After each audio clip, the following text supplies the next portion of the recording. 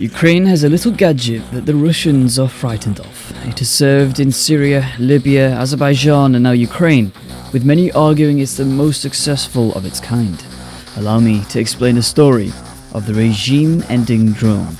Welcome to Remapped.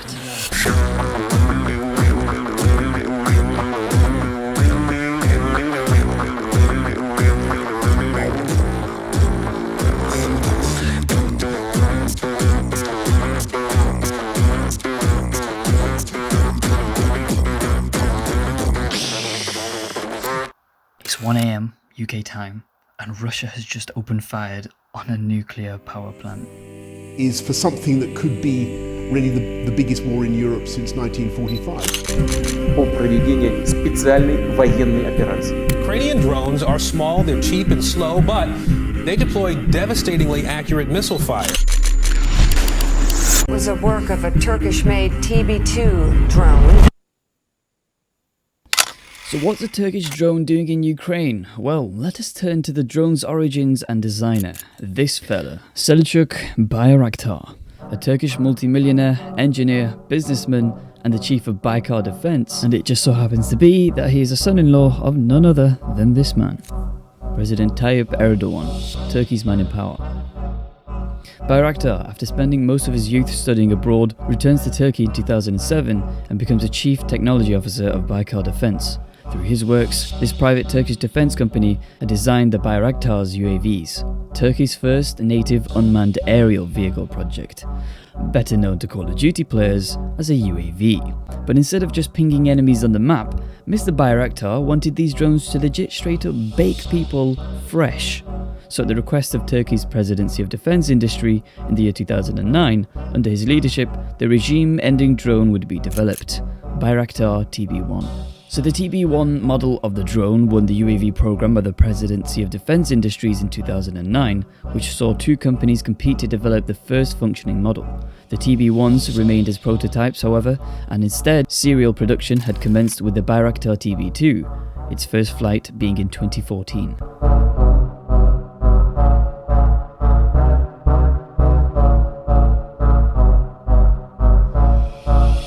Britain, for some reason, were like, yeah, we helped to design it, right guys? No.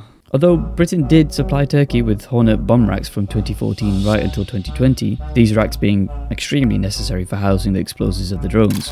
But in response, Mr. Bayraktar said the following on Twitter. We do not buy it from you. We never bought it. It is very expensive as it does not work in all conditions.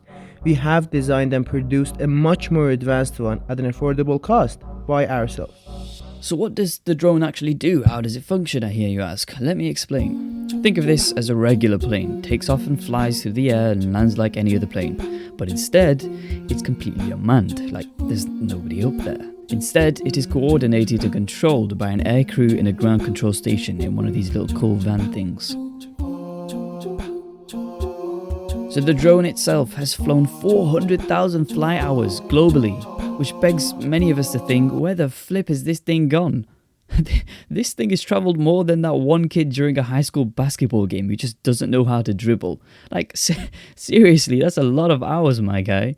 So when the drone was first developed, the Bayraktar company began signing deals with different nations, allowing them to create the drones for themselves. But before we look at how it ended up in Ukraine, the drone has served amongst many counterinsurgency operations, ranging from Turkey's own use of the drone in the late 2010s against the PKK and YPG militants in Iraq and Syria, supposedly killing 449 militants, but also indirectly injuring or killing anywhere up to 680 people. The drone has also seen action in Libya, with the interim government of Libya using the drones during Libya's ongoing civil war crisis.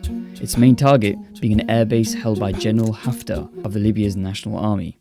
And finally, the drone has served in a conflict that is still very fresh on our minds, that being the fight over Nagorno-Karabakh.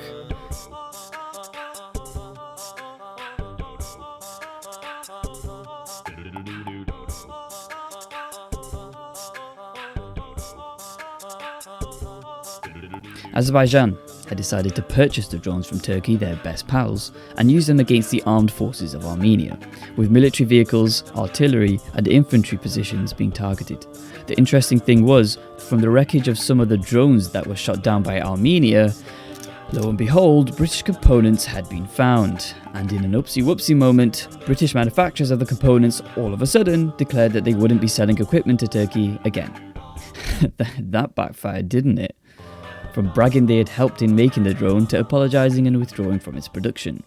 It was also reportedly used in Ethiopia in January 2020, although it's difficult to say at this moment in time. The drone has also been bought by plenty more countries, which ultimately leads us to where we are now. Russia and Ukraine.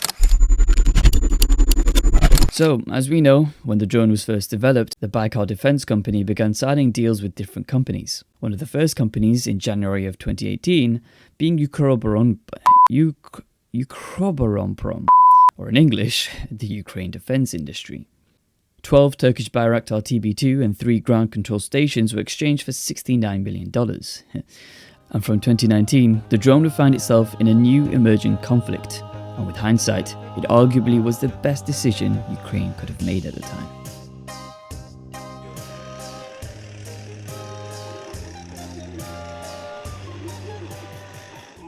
This brings us to what's happening in Ukraine right now as we speak.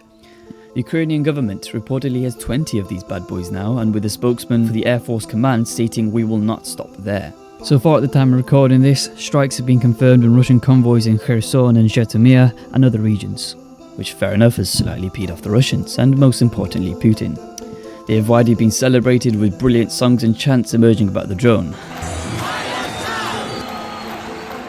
It's a pretty popular guy, isn't he? Or her, whatever gender the drone is. And so the Bayraktar TB2, the so-called regime-ending drone, how successful will it be in the future of this crisis? Well, I guess we'll have to wait and see.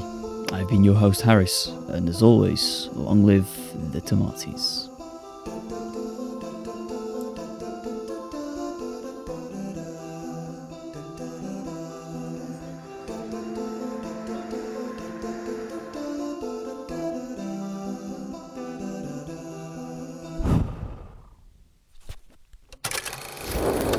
So what on earth is this American DC aircraft doing in the middle of an Icelandic snow desert?